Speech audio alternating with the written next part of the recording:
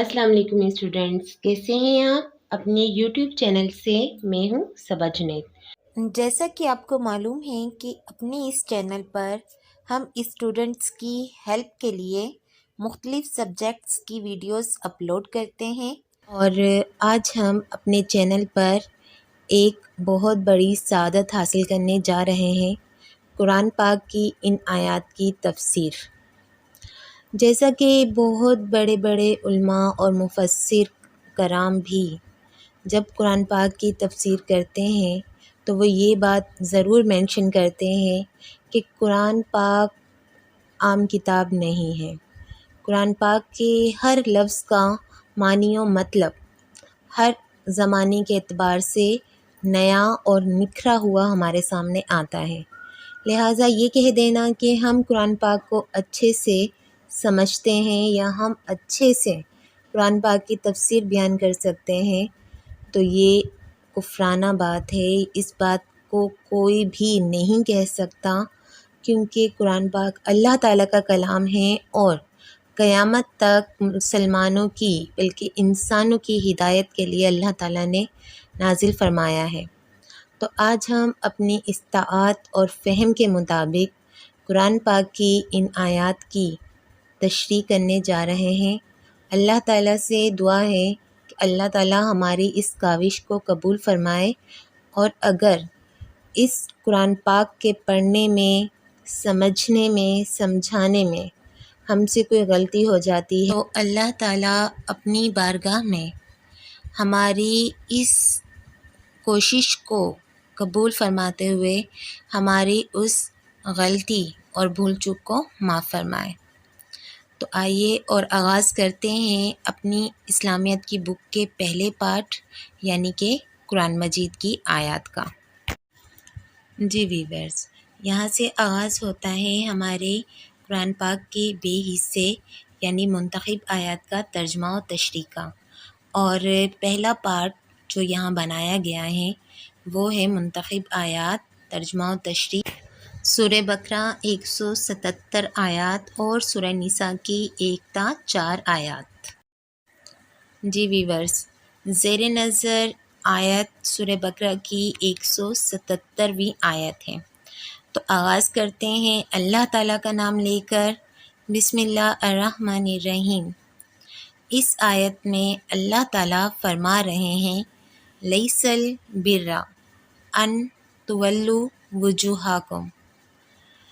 برہ کا مطلب ہوتا ہے نیکی، وجوہکم یعنی کہ تمہارا چہرہ۔ تو اللہ تعالیٰ فرما رہے ہیں کہ نیکی یہی نہیں ہے کہ تم اپنا چہرہ کر لو قبال المشرقی والمغربی، مشرق کی طرف یا مغرب کی طرف۔ یہاں پر تھوڑا سا پس منظر جاننا بہتر ہے کہ حضور صلی اللہ علیہ وسلم کو جب تحویل قبلہ کا حکم آیا، نماز کے دوران حضور صلی اللہ علیہ وسلم نے اپنا رخ مبارک مسجد اقصیٰ سے خانہ کعبہ کی طرف موڑ لیا۔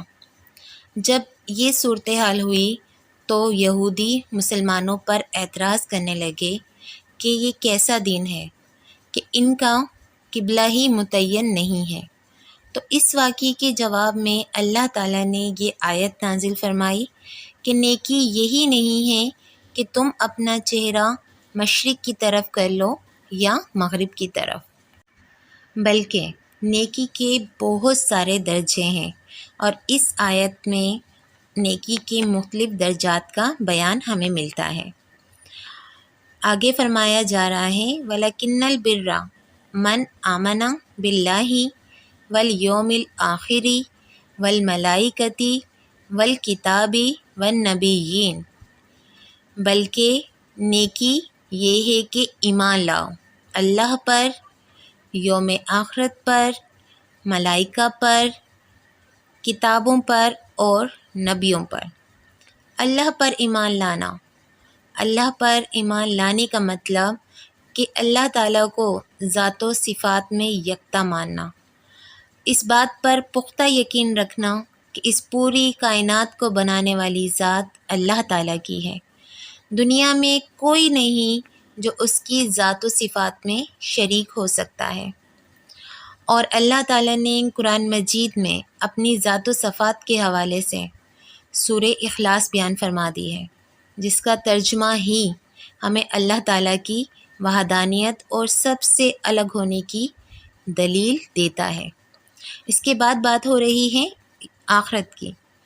یوم آخرت پر ایمان، یعنی کہ مرنے کے بعد دوبارہ زندہ ہونے پر ایمان، اور یہی وہ ایمان ہے جس کی بدولت انسان دنیا میں نیک اعمال کرتا ہے تاکہ آخرت میں سرخرو اور کامیاب ہو سکے۔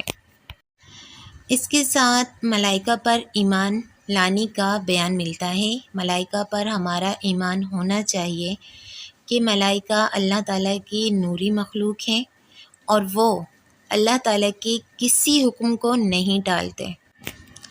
آگے بیان آتا ہے کتابوں پر ایمان، تمام آسمانی کتابوں پر ایمان، اور ہمارا ایمان ہونا چاہیے کہ یہ تمام کی تمام آسمانی کتابیں اللہ تعالیٰ کی طرف سے نازل کردہ ہیں اور اس میں اللہ تعالیٰ کی نازل کردہ ہدایت ہی ہے۔ قرآن مجید کے علاوہ باقی کتابوں کو ان کے ماننے والوں نے تبدیل کر دیا، اس میں تحریف کر دی، لیکن اوور آل ہمارا ایمان ہے کہ تمام آسمانی کتابیں اللہ تعالیٰ کی طرف سے نازل کردہ ہیں۔ اس سے آگے کہا جا رہا ہے کہ نبیوں پر ایمان لانا، تمام 1,24,000 نبیوں پر ہمارا ایمان ہے، اور ہم یہ مانتے ہیں کہ تمام کے تمام انبیاء علیہ السلام اللہ تعالیٰ کے سچے اور نیک بندے تھے، اور تمام انبیاء علیہ السلام نے اللہ کا پیغام اس کے بندوں تک صحیح پہنچا دیا ہے۔ آگے حکم آ رہا ہے، نیکی کا ایک اور درجہ بیان کیا جا رہا ہے، وَآتَ الْمَالَ عَلَىٰ حُبِّهِ، اس مال میں سے لوگوں کو دو جس کی تم محبت رکھتے ہو۔ کن لوگوں کو؟ ذوی القربیٰ، یعنی کہ اپنے قریبی رشتہ دار، والیتامیٰ، وہ بچے جو یتیم ہو گئے ہوں اور ان کا کوئی پرورش کرنے والا نہ ہو، والمساکین، وہ لوگ کہ جن کے پاس کھانے پینے کو کچھ نہیں، یہاں تک کہ کوئی چیز بھی نہیں جس کو بیچ کر اپنا گزارا کر سکیں، وابن السبیل، مسافر، ایسے لوگ جو اپنے شہر میں تو امیر ہوں لیکن یہاں پر غریب اور مسکین کی کیٹیگری میں آ گئے ہوں، تو ان کو اپنا مال دو، ان پر اپنا مال خرچ کرو۔ والسائلین، وہ لوگ جو آپ کے سامنے اپنے ہاتھ پھیلاتے ہیں، وفی الرقاب، اور گردن کو چھڑانے میں، یعنی کہ ان لوگوں پر اپنا مال خرچ کرو جو کسی ظالم کے قبضے میں ہیں، جن پر کسی ظالم کا یا کسی قرض دینے والے کا قرض ہے، ان کا قرض اتارنے میں ان کی مدد کرو اپنے اس پیسے سے جس سے تم محبت رکھتے ہو۔ اس کے ساتھ ہی عبادت کو نیکی کا درجہ دیا گیا ہے، وَأَقَامَ الصَّلَاةَ وَآتَى الزَّكَاةَ، نماز قائم کرو اور زکوٰۃ ادا کرو۔ آگے پھر معاملات کا تذکرہ کیا گیا ہے، وَالْمُوفُونَ بِعَہْدِهِمْ إِذَا عَاهَدُوا، کہ جب بھی کوئی وعدہ کرو تو اسے ضرور وفا کرو، اسے ضرور پورا کرو، چاہے یہ معاملات کچھ بھی ہوں، وعدہ ہمیشہ پورا ہی کرنا ہے۔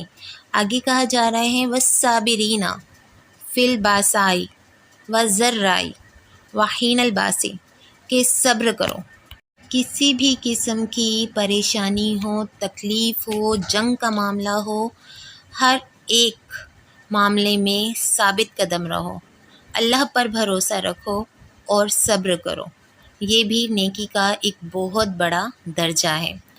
آگے کہا جا رہا ہے، یہ وہ لوگ، اولئک الذین صدقوا، یہی وہ لوگ ہیں جو ان تمام چیزوں کو نیکی سمجھ کر کرتے ہیں، یہی لوگ سچے ہیں، وَأُولَئِکَ هُمُ الْمُتَّقُونَ، اور یہی وہ لوگ ہیں جو پرہیزگار ہیں، جو متقی کہلانے والے ہیں۔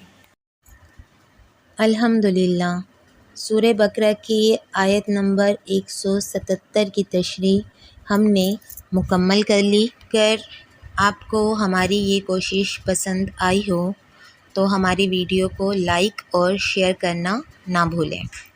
تو ملتے ہیں نئی ویڈیو کے ساتھ، تب تک کے لیے اللہ حافظ۔ اللہ آپ کا اور ہمارا حامی و ناصر رہے۔